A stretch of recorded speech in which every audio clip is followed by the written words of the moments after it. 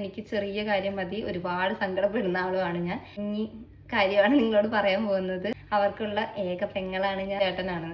അത് നിന്റെ ഏട്ടനാണോ? ഹായ്, ഞാൻ പ്രിജ. ഞാൻ നിങ്ങളോട് ഓൾറെഡി പറഞ്ഞിട്ടുണ്ടായിരുന്നു, ഇനി എൻ്റെ യൂട്യൂബ് ചാനലിൽ ലെങ്തി വീഡിയോസ് ഡെയിലി ഇടുന്നില്ല.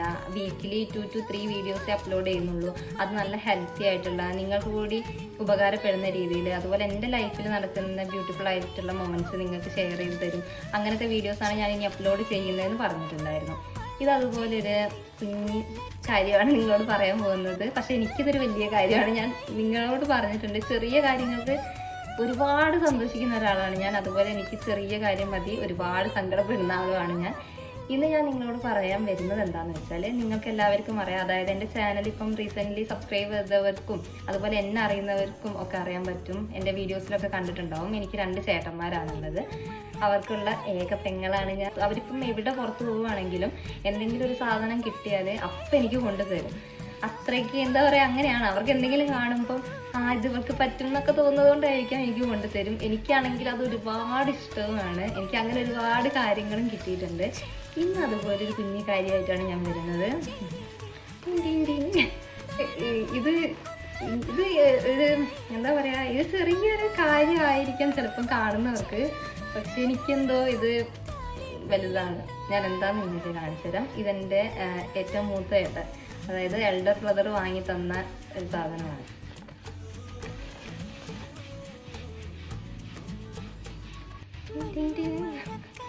വേറെ ഒന്നുമല്ല ഗൈസ്, മിററാണ്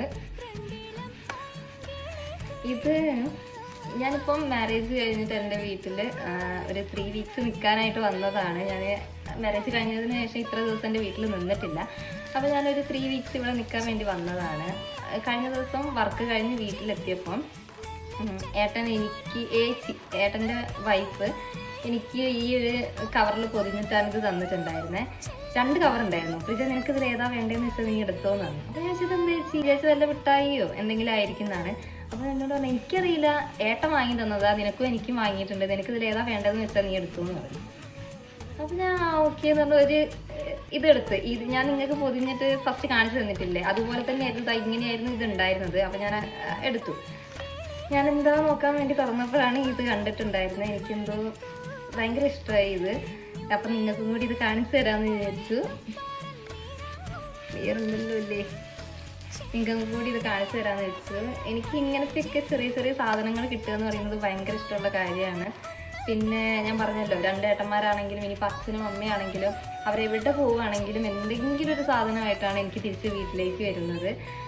അപ്പം ഇതെനിക്കെന്തോ കല്യാണം കഴിഞ്ഞ് കിട്ടുന്ന ഒരു ഗിഫ്റ്റാണ് ഏട്ടൻ്റെന്ന്. അപ്പം എനിക്ക് ഭയങ്കര ഇഷ്ടമായി. ഞാൻ എപ്പോഴും പുറത്ത് പോവുകയാണെങ്കിൽ ഇതുപോലെ ഒരു മിറർ എൻ്റെ പോക്കറ്റിലുണ്ടാവും, എൻ്റെ ബാഗിൽ എന്തായാലും ഉണ്ടാവും. എനിക്ക് ഓൾറെഡി ഒരു മിറർ ഏട്ടൻ വാങ്ങി തന്നിട്ടുണ്ടായിരുന്നു. പക്ഷെ അത് മിസ്സായി. കല്യാണത്തിൻ്റെ സമയത്ത് അത് മിസ്സായിട്ടുണ്ടായിരുന്നു. ഓരോ സാധനങ്ങൾ അങ്ങോട്ടും ഇങ്ങോട്ടൊക്കെ മാറ്റി വെക്കുന്നതിൽ ഞാൻ എന്ത് കാര്യം കിട്ടിയാലും സൂക്ഷിച്ച് കൊണ്ടുവയ്ക്കുന്നതാണ്. പക്ഷെ ആ സാധനം മിസ്സായിപ്പോയി. അതിനുശേഷം ഞാൻ വിചാരിച്ചിട്ടുണ്ടായിരുന്നു, ഞാൻ അവിനാശേട്ടനോട് പറയുകയും ചെയ്തു, എൻ്റെ ഹസ്ബൻഡിനോട് പറയുകയും ചെയ്തു, ഇതുപോലെ ഒരു മിറർ എനിക്ക് വാങ്ങണമായിരുന്നു. ഞാൻ ഓഫീസിൽ പോകുമ്പോൾ ബാഗിലേക്ക് വെക്കാനായിട്ട് ഒരു മിറർ വാങ്ങണമെന്ന്. അതിനുശേഷം ഞങ്ങൾ അങ്ങനെ പുറത്തേക്ക് പോയിട്ടില്ല, അതുകൊണ്ട് അത് വാങ്ങാൻ പറ്റിയില്ല. പിന്നെ എന്തോ തിരക്കിൽ ഞാൻ ആ കാര്യം വിട്ടും പോയി. ഇന്നിപ്പം ഏട്ടനത് ഓർത്ത് കൊണ്ടു തന്നപ്പോൾ എനിക്കെന്തോ ഒരുപാട് സന്തോഷമായി. അതുപോലെ എന്നെ അറിയുന്ന എൻ്റെ ഫ്രണ്ട്സ് ചോദിക്കുന്ന കാര്യമാണ്, നിനക്ക് 2 ചേട്ടന്മാരല്ലേ, നല്ല രസമായിരിക്കില്ല അവരുടെ കൂടെ, അവർക്ക് നിന്നെ ഭയങ്കര കാര്യമായിരിക്കും, നിനക്ക് എല്ലാം കൊണ്ടുതരുമൊക്കെ ചെയ്യില്ലേ എന്നുള്ളത്. സത്യമാണ്, എന്നെ അങ്ങനെയാണ് അവർ ട്രീറ്റ് ചെയ്യുന്നത്. എന്ത് കാര്യം കിട്ടിയാലും എനിക്ക് കൊണ്ടുതരും. ഞാൻ നിങ്ങളോട് ഓൾറെഡി പറഞ്ഞു. അതുപോലെ ഞാൻ എന്ത് കാര്യം അവരോടൊപ്പം പറയുവാണെങ്കിലും നോ എന്നുള്ളൊരു വാക്യം അവർ പറയില്ല. അവർക്ക് പറ്റുന്ന കാര്യമാണെങ്കിലും മാക്സിമം എനിക്കത് ചെയ്തു തരാനായിട്ട് നോക്കാറുണ്ട്.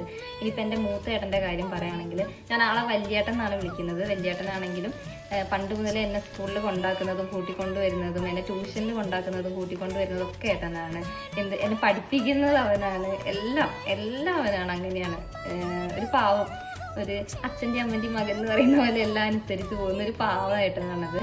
എൻ്റെ 2ാമത്തെ ഏട്ടൻ എന്ന് പറയുകയാണെങ്കിൽ, എൻ്റെ അമ്മയെ ഏറ്റവും കൂടുതൽ ഈ വീട്ടിൽ ഫൈറ്റ് ഉണ്ടാവുക ഞാനും എൻ്റെ 2ാമത്തെ ചേട്ടനും തമ്മിലാണ്.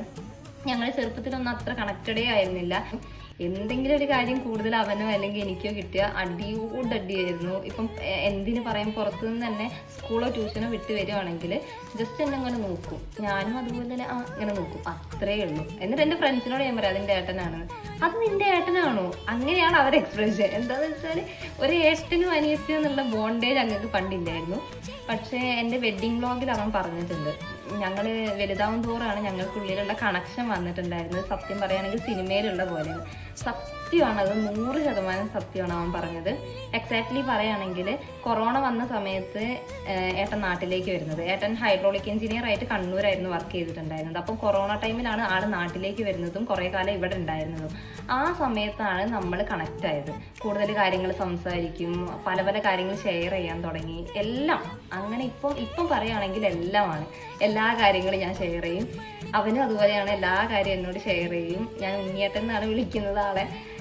ഞങ്ങൾ 3 പേരും എപ്പോഴും ഒന്നിച്ചിട്ടാണ് ഉണ്ടാവാറ്. ഇപ്പം കല്യാണം കഴിഞ്ഞ് പോയപ്പം ആ ബോണ്ട് നന്നായിട്ട് മിസ് ചെയ്യുന്നുണ്ട്. കൂടുതൽ കാര്യം ഞാൻ അവരെ പറ്റി പറയുകയാണെങ്കിൽ വല്ലാതെ ഇമോഷണൽ ആവും. അപ്പം ഇനി തുടർന്ന് വരുന്ന വീഡിയോസിലൊക്കെ അവരെ പറ്റി കൂടുതൽ കാര്യങ്ങൾ ഞാൻ പറയുന്നതായിരിക്കും. അപ്പം ഇന്നിപ്പം ഞാൻ ഈ ഒരു സന്തോഷമുള്ള ഒരു കാര്യം പറയാൻ വേണ്ടിയിട്ടാണ് നിങ്ങളോട് വന്നിട്ടുണ്ടായിരുന്നത്. നിങ്ങൾക്ക് വീഡിയോ ഇഷ്ടപ്പെടുകയാണെങ്കിൽ ലൈക്ക് ചെയ്യുക, ഷെയർ ചെയ്യുക, സബ്സ്ക്രൈബ് ചെയ്യുക. അടുത്ത വീഡിയോ ആയിട്ട് വരുന്നത് വരെ ബൈ.